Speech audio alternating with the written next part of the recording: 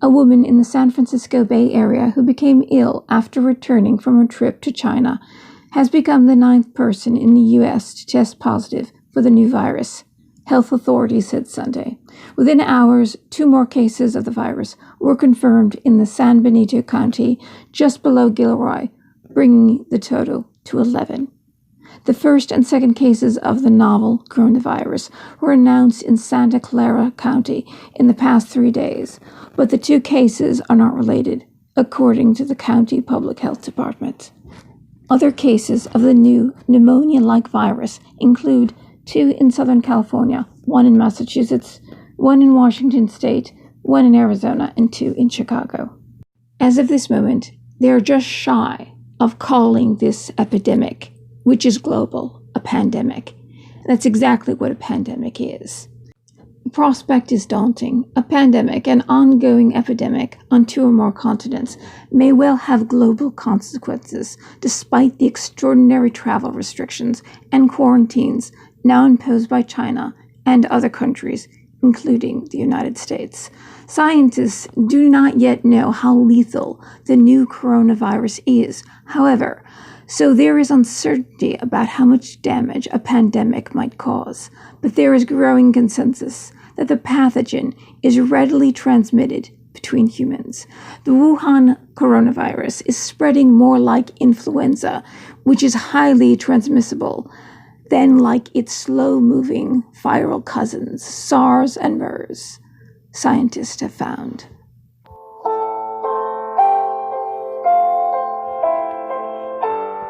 The vast majority of cases outside China have a travel history to Wuhan or contact with someone with a travel history to Wuhan.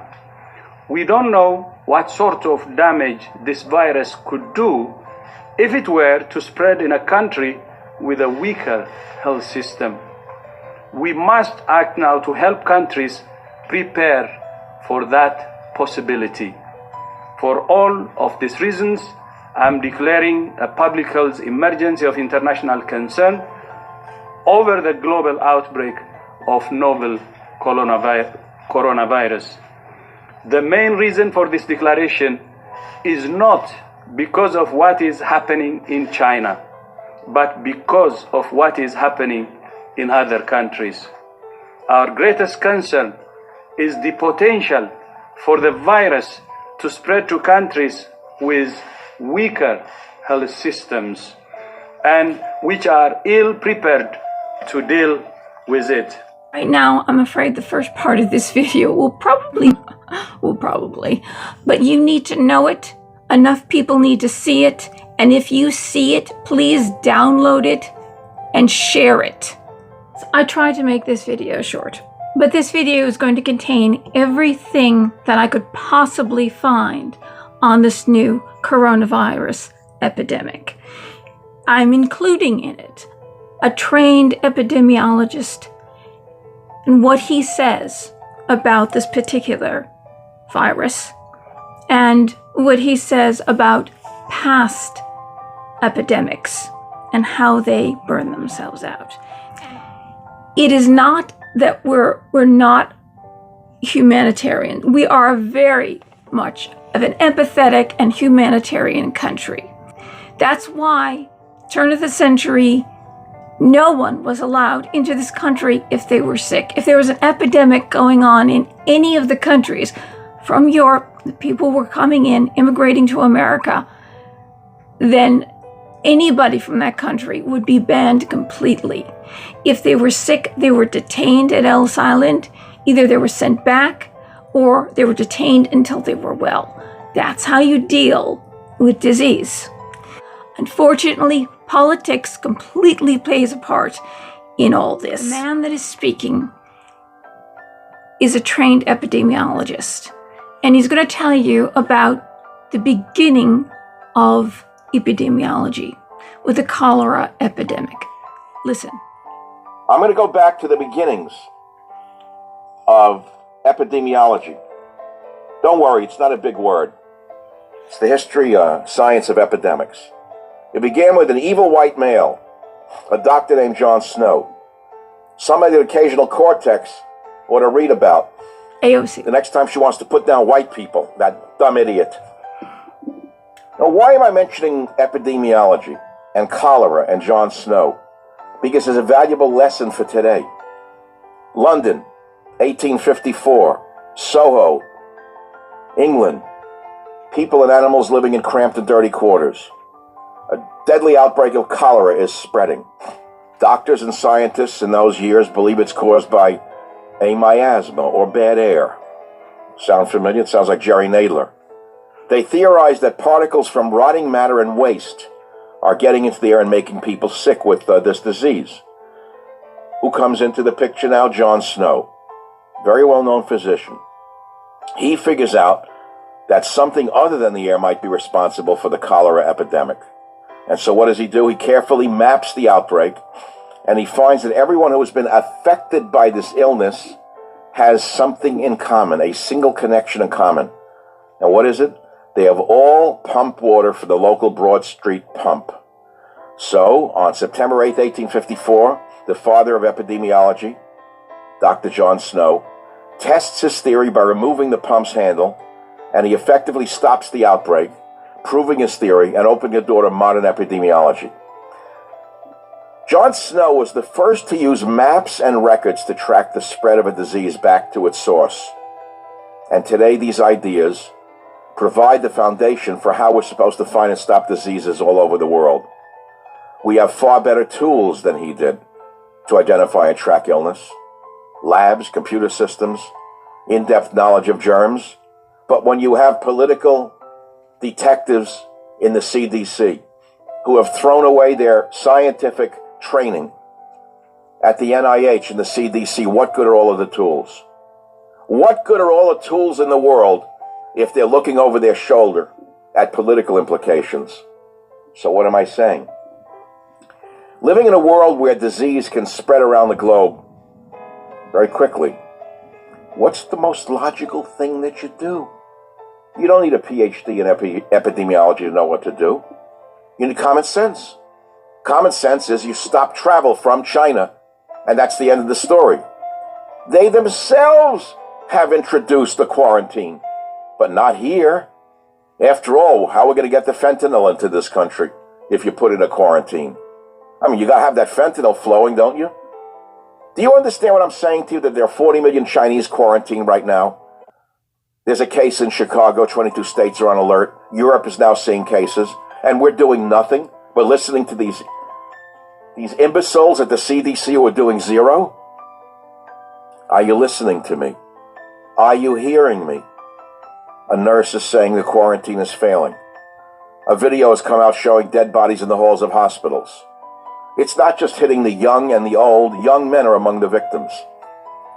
Now, again, I'm not here to alarm you. I'm here to awaken you, because there are things you can do. Some things are commonsensical here in America.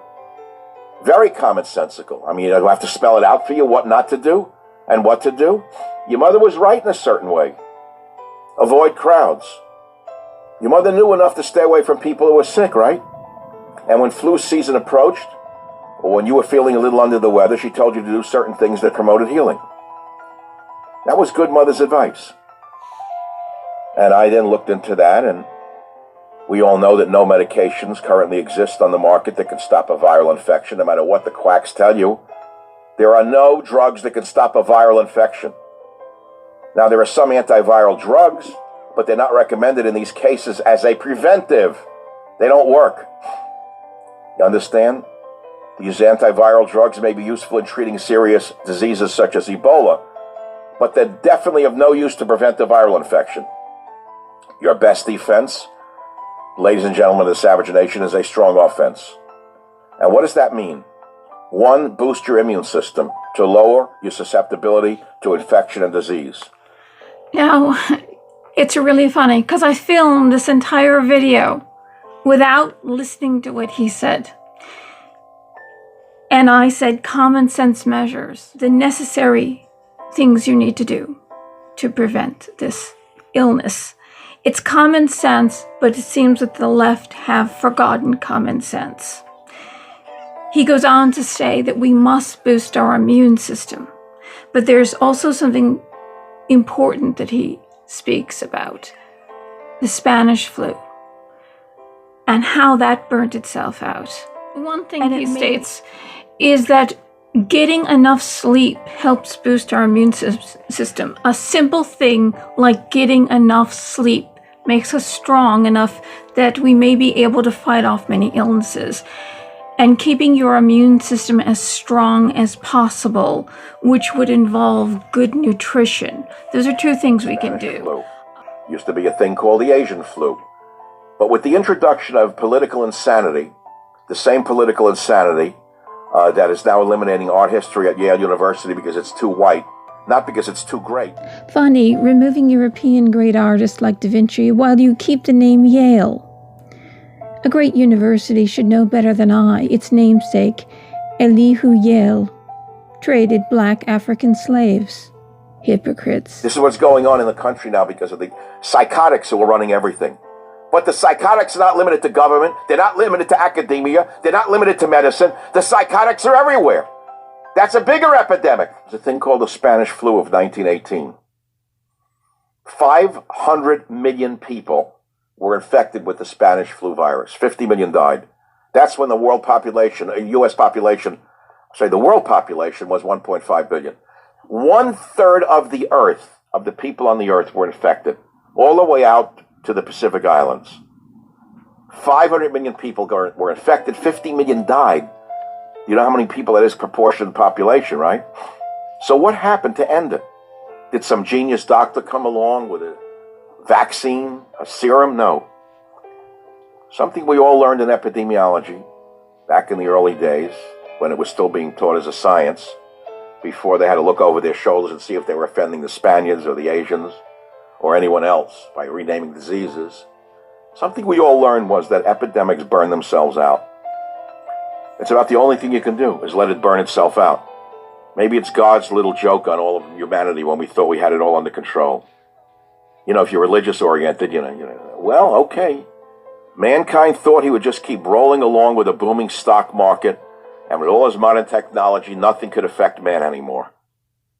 All we had to do was worry about impeaching Donald Trump, according to that fat slob Nadler, that knish with eyes, that human disgusting knish with eyes, a rotten knish. He looks more deadly than the SARS virus to me. That putz, a night school yuck. But how did the Spanish flu end? It burnt itself out. A second wave of the virus struck in late 1918. And what happened? It almost died out. And why? How did that happen? How did it just suddenly die out? A theory holds that the 1918 virus mutated extremely rapidly to a less lethal strain. Folks, this is a common occurrence with influenza viruses. There is a tendency amongst them for pathogenic viruses to become less lethal with time. Why? Because the people that they infected tend to die off. Do you understand that? As the hosts, meaning the people, of the more dangerous strains die from the disease, the virus needs to keep growing, and a less lethal strain or less lethal strains tend to mutate. That is our only hope. And also, obviously, common sense. Your one-stop shop. I'm going to tell you everything you need to know about the coronavirus, the flu, and a cold. Yes, we still have the flu, and people still get colds. And who is susceptible? Right now, you can hear my voice. I've been suffering for a couple weeks with a severe asthma attack. People with asthma, heart disease, or diabetes, if you are an older citizen, or if you have a compromised immune system, you're more susceptible to catching the coronavirus, a flu, or a cold, and dying from all three things. Why? When you have asthma especially, your air pathways are inflamed and constricted. And then if you get a cold or a flu, they constrict even more. So you're more likely to die and your immune system is weakened. So if I die during the filming of this video, I'll let you know. The big picture, let's start with the flu. Look at the big picture. It happens every single year. When the cold season hits, the weather gets colder, more people get sick, and die just because the temperature has cooled.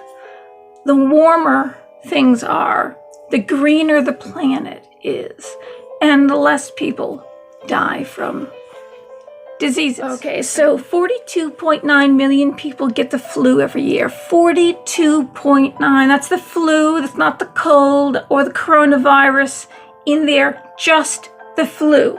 Okay, so 647,000 people last winter were hospitalized, not just got the flu. They didn't just get the flu and stayed home. Were hospitalized because of the flu. And how many died? 61,200 people died of the flu, not a cold, not the coronavirus, or anything else. Died last year alone. Okay, so those are the stats for 1 year on the flu. Okay, the coronavirus, let's get to the coronavirus and look at the stats of the coronavirus so far. So far, in this cold, we're in the cold, the winter season, okay? In this season of cold, February 2nd, 2020, 1:13 p.m., the stats are 14,677 infected. Deaths as of this date and this time, 305. Deaths have been in the Hunan province, in China, in the epicenter. In the epicenter, that's a place of transport. People are coming and going constantly. So they come in and they catch it, and diseases are spread. A higher population, more densely populated people. So if you've got a lot of people coming into the country, say a great country, say you got a great country and a lot of people are just swarming in, diseases are going to spread quicker. I've said this in past videos. Densely populated, less water, less healthcare workers, especially if you have healthcare for anyone who comes over the border. You're going to have less healthcare workers. It's good if more people around the world became doctors and healthcare workers. And it's good also if we could all live in warmer climates. So the people in warmer climates do have it better. And if there's more healthcare workers down there and more healthcare workers everywhere in the world, it's going to really help. And there will be less droughts if people are spread out. This is the big picture. This is the reason why viruses are spread and diseases are spread. You don't want to heavily populate any area of the world. Part of it, spreading a disease, is waste that's not properly managed. Like in San Francisco, it's 8 times worse as far as diseases go in San Francisco than it is in a third world nation. San Francisco, the most beautiful city and cleanest city used to be in this world, now is worse than a third world nation. We wash our hands more often. We use hand sanitizer. Believe it or not, it's not OCD. It really does help stop the spread of diseases. Third world nations, they don't do that. That's why there's more diseases. But you've got a first world nation, that's San Francisco. Especially during this time, it's very important that you not pick up and eat food. Say if you go to a restaurant, unless you've washed your hands and used hand sanitizer. I had a friend of mine that called me, "What? You're crazy. You really do have OCD." No, I'm not going to pick this up, eat this with my hands after touching your car, the handles of this restaurant where people come and go. Flus, colds, coronavirus, anything can be picked up. Even salmonella, anything. That's why the handling of raw meats, the handling of meats in particular, I've seen people handle raw meat and then touch faucets. Without cleaning their hands. Not open the faucet with the back of your hand, that's one way. You open it with the back of your hand, wash the meat, close it with the back of your hand that hasn't touched the raw meat. Really important. People don't do these simple things. And you wonder why E. coli and salmonella spread. This also spreads this coronavirus. Simple things like that. Use the back of your hand. When you cough into the corner of your arm. Look at the world. Those are simple ways you can prevent yourself from getting sick. Not OCD. If you have respiratory symptoms, like I do, go to the doctor. I would suggest using a mask. Doesn't matter what you have, whether it's the cold or the flu, even if it's not coronavirus. A mask is very important because it prevents the spreading of any one of those 3 diseases that I just mentioned. Coronavirus, you can't use an antibiotic on it. It's a virus like the cold. It'll last about 2 weeks. It'll last about a fortnight. The coronavirus, unlike tuberculosis or measles, which is spread about 100 feet away from a person, you can catch those diseases.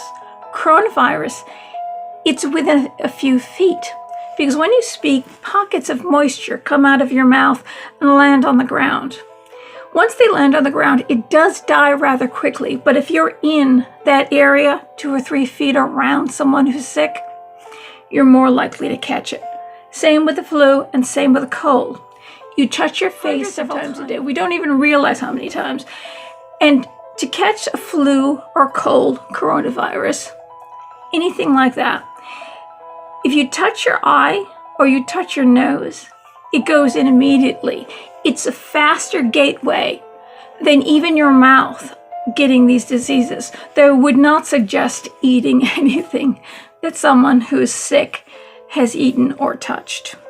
Nothing against them, it's just the spreading of diseases. So remember that. That's why we catch things so quickly. And sometimes we say, oh, it's just this or that, and we ignore it. We don't really realize that we might be sick. So if you go to the doctors and you have any of the symptoms that you're hearing that I have right now, which I hope to God is asthma, just asthma, wear a mask. That will prevent someone else from catching the disease. If you don't have the disease and you're going to the doctor, it'll prevent you from catching the disease. And always wash your hands and keep hand sanitizer with you all the time. I suggest getting one of those little sample bottles that you get at the grocery store or at the drugstore. Get one of those, carry that with you at all times. Do not eat unless you've used that on your hands. During the cold and flu season, use it much more frequently because our cold and flu season is about 3 months longer than usual. And because I'll tell you something at the end of the video, but I'm not going to tell you right now. That backs that up. Okay, so right now let's look at the total. First reported death of the coronavirus outside of China occurred in the Philippines. It was 1 man. New totals. China total 14,613. Total deaths 304. Japan 20. Thailand 19. Singapore 18, South Korea 18, Hong Kong 15, Australia 12, Germany 2, Taiwan 10, Malaysia 8, Macau 9, US 8, Vietnam 8, France 6, UAE United Arab Emirates 5, Canada 4, Philippines 5, India 3, UK 2, Italy 2, Russia 2, Finland 1, Sweden 1, Sri Lanka 1, Nepal 1, India 1, Spain 1. All deaths so far from the coronavirus have occurred in individuals who were sick with another illness at the time. 3 to 4. 3 to 4 newly infected people per each case of this coronavirus. Because I told you the way it's spread, if you're nearby, if you're a healthcare worker, people who are working in close contact with any of these people. That's why the mask, wearing gloves that you dispose of often, and cleaning your hands often using that hand sanitizer really does help if you are in close contact with anybody. Fatality rate is 2%, 2 deaths for every 100 cases. So that still remains relatively small. Incubation period is 2 to 14 days. So if you come in from China, near anyone that has this virus, it's 2 to 14 days. So you should be quarantined literally for 2 to 14 days if you've come close to anyone who has the virus or who has come in from the Huiyan region of China. I would say China in general. If a Chinese person in general, Chinese people just don't carry this. It's only if anybody, no matter what nationality they are, have come in from the epicenter in China, that person may be carrying it. But a Chinese person in general, please don't go overboard. The countries and territories affected are a total of 27. As of today, the coronavirus count surpassed that of SARS, which affected 8,096 people worldwide. So it is traveling faster, but more people are traveling in and out of countries more often. And the population is a lot higher. And that the Huiyan region of China, the population is higher because it's an epicenter where people are traveling in and out of. You're going to be catching a lot more diseases. How diseases are spread is in raw meats. People who have open markets, countries who have a lot of open markets, they're handling food. Nobody's washing their hands. People in some countries think that it's only the left hand that's dirty, not the right, because the left hand has a particular duty that the right hand doesn't, when both hands need to be washed. And also, these countries don't use hand sanitizer and don't wash their hands frequently. So that's where in certain countries, like in India, you still have the plague. It's because of that. San Francisco is heavily populated with a lot of homeless people, a lot of waste on the street, lots of reused needles.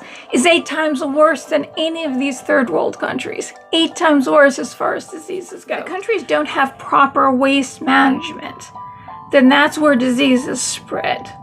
And if you have an unchecked border, meaning that people are coming in and out of the border and they're not checking for diseases. Yes, this country became great. We had a great immigration system. Ellis Island, people were checked for diseases. And also, they were checked if they were criminals escaping another country. And they could not come in if they didn't have a sponsor, if they had to have a place to live, had somebody to sponsor them, and had to have a job waiting for them.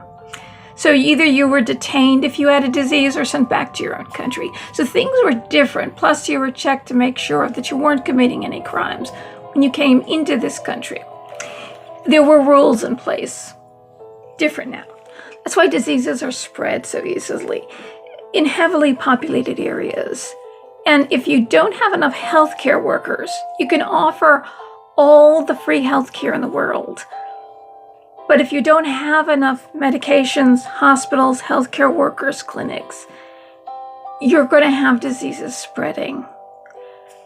Higher the population, more people, more disease spread more quickly. I've said this in other videos, that this was going to come to pass. So common sense plays into this as well.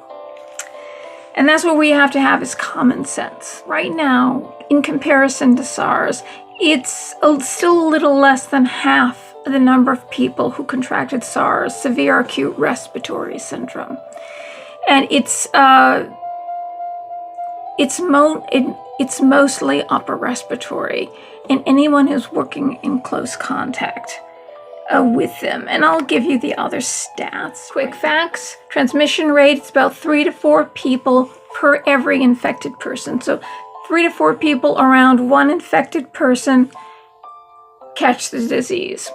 It takes about 2 to 14 days incubation time. So if you've come from the Guian region of China, or know someone who just came in from that region, if you've come in close contact with them, or if you're just coming in from that region, it takes 2 to 14 days. So the quarantine time to stay away from people is 2 to 14 days.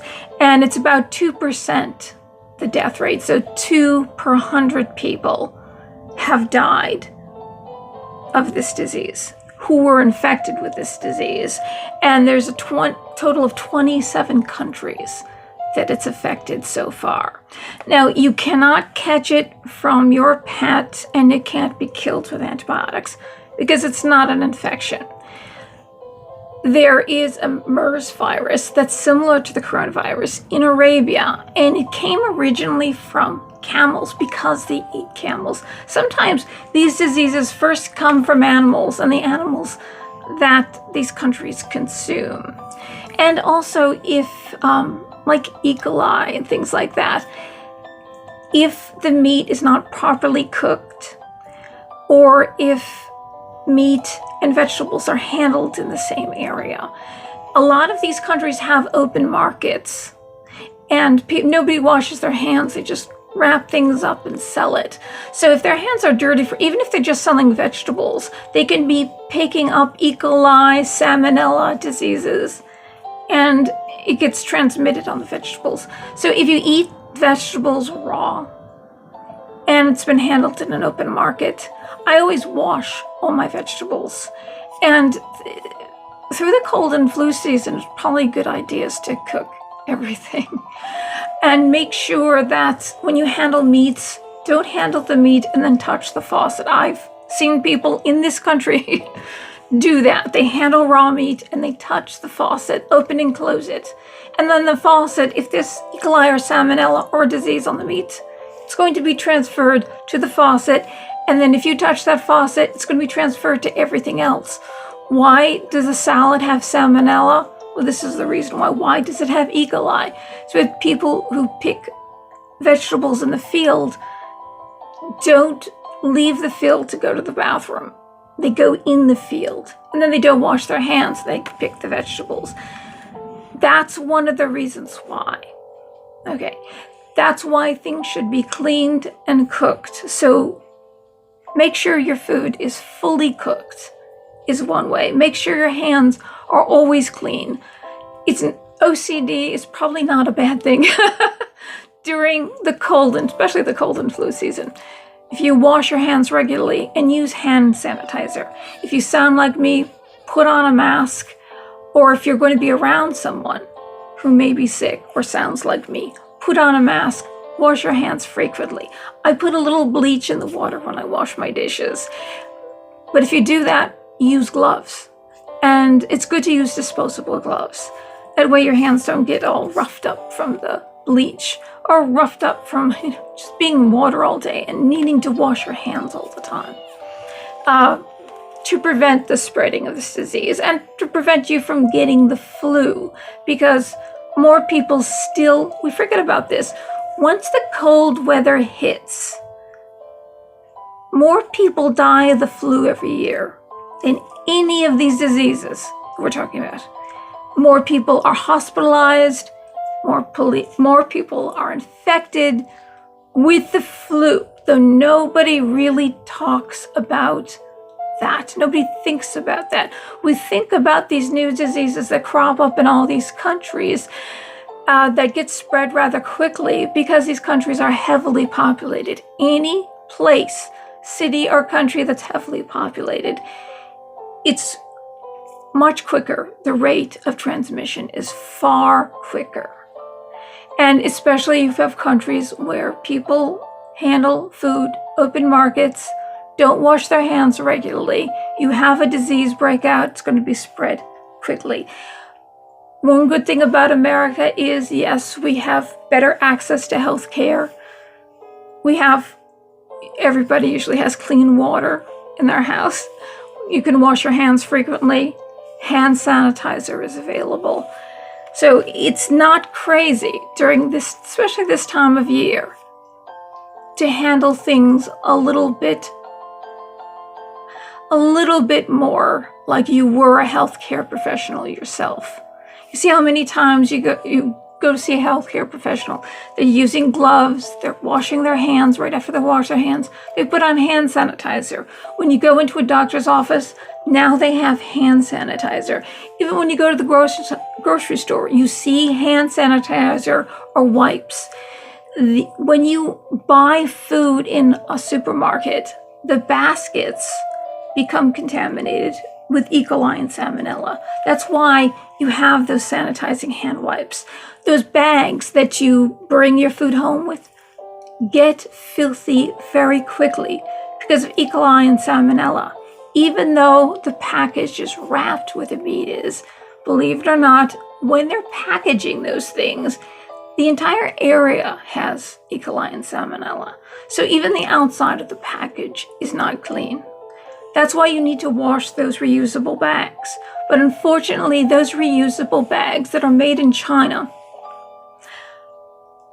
start to disintegrate when you wash them. And the paint on the outside has lead in it. It's better if actually the plastic bags you used to get for free were better. Because A, you could use them, they were free trash bags. Now you've got to buy your plastic trash bags. So as far as this plastic, using less plastic, it's ridiculous. And there was a basket or a bin outside of every grocery store where you could take the plastic bag and put it in that bin, and it was recycled. So those bags were actually recyclable. But since the world is changing now, and we have to abide by the rules, I'd suggest using canvas bags. When I lived in California, I used canvas bags, and I washed them. I wash them all the time. I drag my bags to the grocery store or the laundromat. I put the dirty laundry in the canvas bag, and I throw the bag in with the laundry. So when I folded up the laundry, they were put into clean bags. You didn't have a dirty bag and then you put your clean stuff in the dirt. That's ridiculous. Hampers, things like that, always wash them.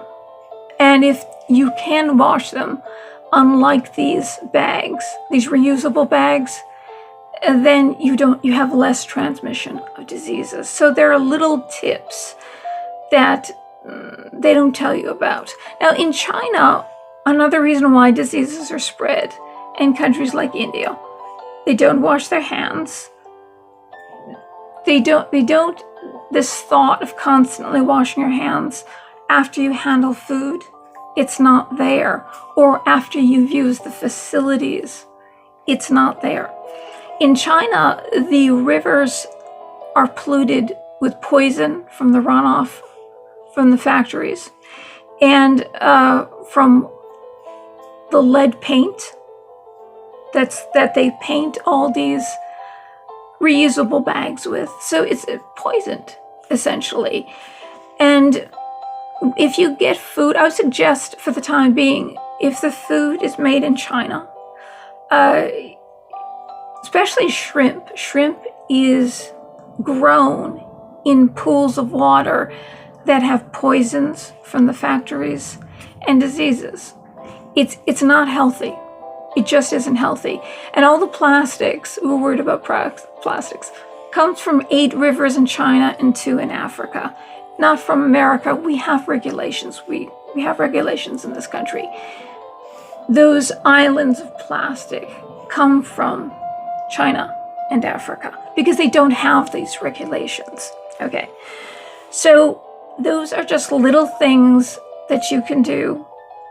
And if you do have any symptoms, I suggest going to the doctor, get yourself masks, and wash your hands often. That way it's not spread.